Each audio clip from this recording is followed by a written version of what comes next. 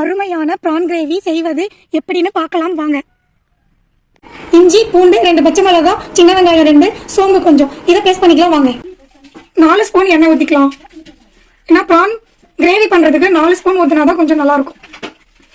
எண்ணெய் காஞ்சதும் கொஞ்சம் சோம்பு போட்டுக்கோங்க. சோம்பு லைட்டாக பொரிஞ்சதும் ஆனியன் போட்டுக்கலாம். பண்ணி வச்சிருந்த ஆனியன் நல்லா வதங்கிடுச்சு. நம்ம ஆல்ரெடி அரைச்சி வச்சு பேஸ்ட்டை இதில் ஆட் பண்ணிப்போம்.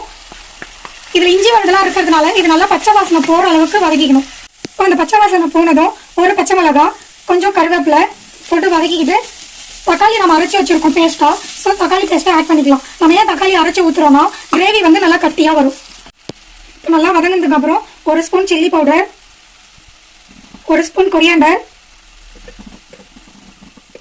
1/4 ஸ்பூன் மல்லித்தூள், 1/4 ஸ்பூன் கரம் மசாலா,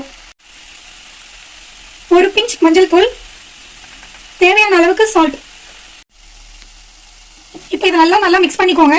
பவுடர் வாசனை ஸ்மெல் வரக்கூடாது, அது வரைக்கும் நல்லா மிக்ஸ் பண்ணணும். நல்லா வதங்கினதுக்கு அப்புறம் நம்ம க்ளீன் பண்ணி வச்சிருக்க பிரான் எடுத்து போட்டுங்க. இப்போ இந்த கிரேவி கூட இது நல்லா மிக்ஸ் ஆகிற அளவுக்கு வதக்கி விட்டுக்கோங்க. இதை நல்லா மிக்ஸ் பண்ணதுக்கு அப்புறம் 1/2 கப் தண்ணி விட்டுக்கோங்க. ஏன்னா பிரான்லேயே தண்ணி வரும், அதனால தண்ணி அதிகமாக சேர்த்துக்காதீங்க. கிரேவில தண்ணி ஊற்றிட்டோம், கொஞ்சோண்டு தான் ஊற்றணும்னு சொல்லியிருந்தோம். நாம இப்போ இதை மூடிடலாம். இறால் 2 மினிட்ஸ் தான் இதை மூடி வச்சிருக்கணும். ஏன்னா அது ரொம்ப வெந்துருச்சுன்னா ரப்பர் மாதிரி ஆயிடும், அப்புறம் சாப்பிட நல்லா இருக்காது. 2 மினிட்ஸ் முடிஞ்சிருச்சு, வாங்க பார்க்கலாம். பாருங்க நல்லா கொதிச்சு வந்திருக்கு, ஆயில்லாம் வந்திருக்கு. ஸோ இப்போ நம்ம கொத்தமல்லி போட்டு இறக்கி வச்சிடலாம். கொத்தமல்லி போட்டுட்டு கிண்டக்கூடாது, அப்படியே விட்டுட்டு க்ளோஸ் பண்ணிடுங்க. பிரான் ரெடி.